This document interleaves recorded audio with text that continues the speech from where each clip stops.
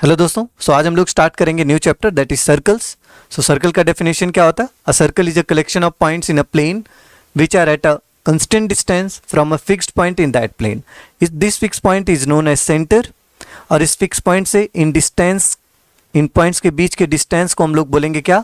Radius. अगर मान लो circle का सेंटर O है और रेडियस R है तो सर्कल को हम लोग रिप्रेजेंट करेंगे COR से।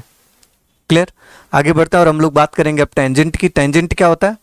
टेंजेंट, अगर कोई लाइन एक सर्कल को किसी एक फिक्स पॉइंट पर टच करती है तो उसे हम लोग बोलते हैं टेंजेंट, और जिस पॉइंट पर लाइन सर्कल को टच करती है उसे हम बोलेंगे पॉइंट ऑफ कांटेक्ट। यहां पर क्यों पॉइंट ऑफ कांटेक्ट है? क्लियर? आगे बढ़े तो हम लोग देखेंगे number of tangent to a circle drawn from a point to the circle. तो नंबर ऑफ टेंजेंट कितने ड्रॉ किए जा सकते हैं किसी पॉइंट से? तो अगर पॉइंट आउटसाइड लाई करता दोस्तों, अगर पॉइंट आउटसाइड लाई करता तो हम लोग 2 टेंजेंट ड्रॉ कर सकते हैं। और इस केस में आप हमेशा एक बात देख पाएंगे, सेंटर से उस पॉइंट तक का जो डिस्टेंस होगा वो रेडियस से ज़्यादा होगा। अगर पॉइंट ऑन दी सर्कल है, सर्कल के ऊपर लाई करता है, तो उस केस में एक टेंजेंट ड्रॉ किया जा सकता है और सेंटर से पॉइंट का डिस्टेंस और रेडियस दोनों इस केस में इक्वल होंगे। और इस बात को आप समझ ही रहे हैं, इस लाइन को हम बोलेंगे टेंजेंट। क्लियर?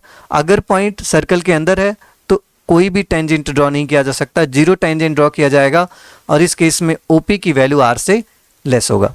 क्लियर? आगे बढ़ते हैं, अब हम लोग बात करेंगे सीकेंट का। सीकेंट क्या होता है? A line which intersect the circle in 2 distinct points is called secant.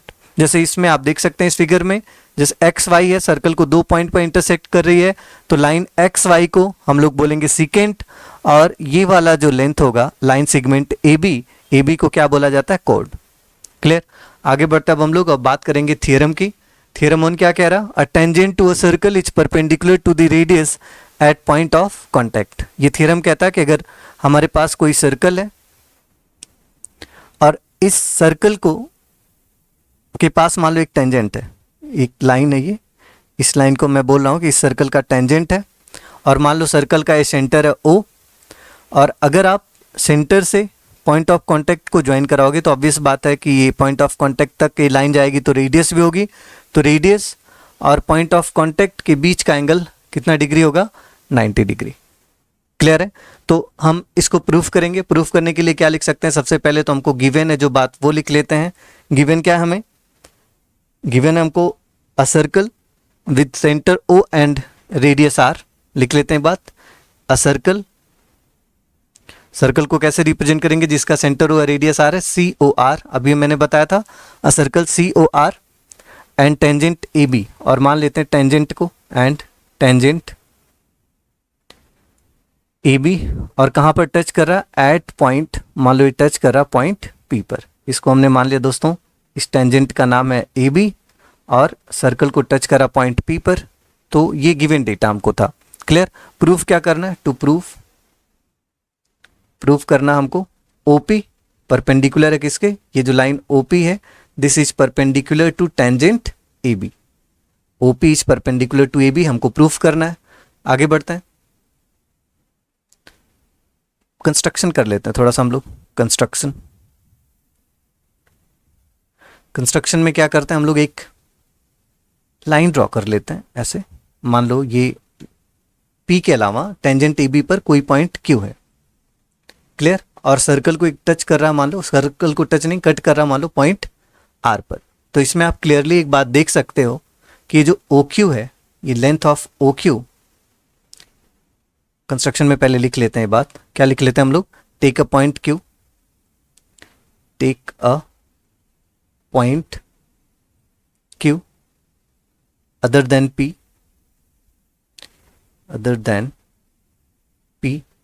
On the circle AB, on the circle AB। आगे एक और बात लिख लेते हैं, ज्वाइन